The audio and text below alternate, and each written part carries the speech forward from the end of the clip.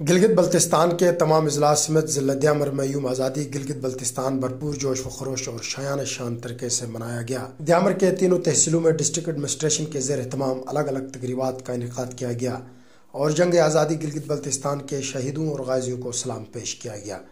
یوم آزادی گلگت بلتستان کی مرکزی تقریب چلاس ہیڈ کوارٹر میں منعقد ہوئی۔ یوم آزادی کے موقع پر بلدیہ ہال چلاس کے احاطے میں ڈپٹی کمشنر دیامر اور ایس پی دیامر نے پرچم کشائی کی۔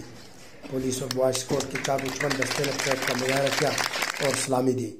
بعد ازاں کانفرنس ہال میں جشن آزادی گلگت بلتستان کے حوالے سے ایک اہم تقریب منعقد ہوئی۔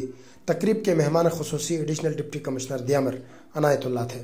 تقریب میں ایس پی دیامر شیر خان، سابق ترجمان گلگت بلتستان حکومت فیض اللہ فراق، مولانا مزمل شاہ، ڈپٹی ڈائریکٹر ایجوکیشن ضلع دیامر جوہر علی، مولانا عبد المالک سمیت ہیڈ آف ڈپارٹمنٹس کے سربراہان، طلباء اور عوام چلاس کی بڑی تعداد شریک ہوئی۔ چلاس میں منعقدہ یوم آزادی گلگت بلتستان کی تقریب میں مختلف سکولوں کے طلباء نے گلگت بلتستان کی آزادی پر تقاریر، ڈرامے اور نغمے پیش کیے۔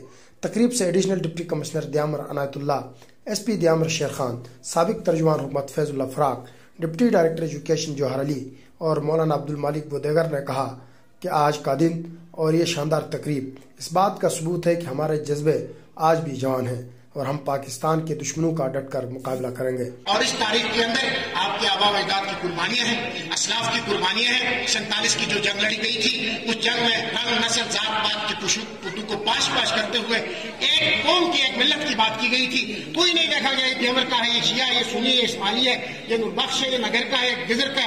انہوں نے مل کر ڈوگرا کے خلاف شکست دی اور اس علاقے کو آزاد کر کے آج ہمارے ہاتھوں میں دیا ہے۔ ہمارے اسلاف کو فور فادرز کی یہ بڑی قربانی ہے۔ آج یہ ملک ہمارے ہاتھوں آ گیا تو ہمارا فرض بنتا ہے کہ ان کا دیا ہوا یہ میسج، ان کا دیے ہوئے قربانیاں ہم کس طرح ان کو خراج تحسین پیش کریں، اپنے عمل سے، اپنے کردار سے، اپنے صفوں میں کام کریں، ایمانداری کے ساتھ، جذبے کے ساتھ، کمپٹنسی کے ساتھ، محنت اور لگاؤ سے آگے بڑھیں کہ ہم بھی اپنے آبا و اجداد کی طرح جب اپنے صفوں میں اتحاد اور اتفاق کو قائم رکھتے ہوئے تعصبات سے بالا تر ہو کر، قومیت، لسانی اور علاقائی تعصبات سے بالا تر ہو کر جب ہم اپنی صفوں میں اتحاد اور اتفاق کو قائم کریں گے تو انشاءاللہ ہم اپنی آزادی کی اس نعمت کو برقرار رکھ سکیں گے۔ آزادی کو صرف حاصل کرنا نہیں ہوتا، آزادی دی جاتی ہے، آزادی مانگی جاتی ہے اور آزادی دی جاتی ہے، ان میں فرق ہے۔